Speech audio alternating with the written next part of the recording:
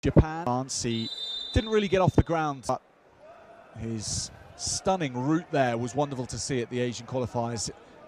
He's got things to do here already. Under pressure from Aoyagi.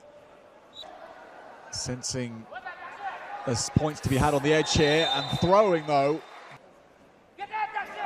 Throw attempt here from Akhmataliev for 4.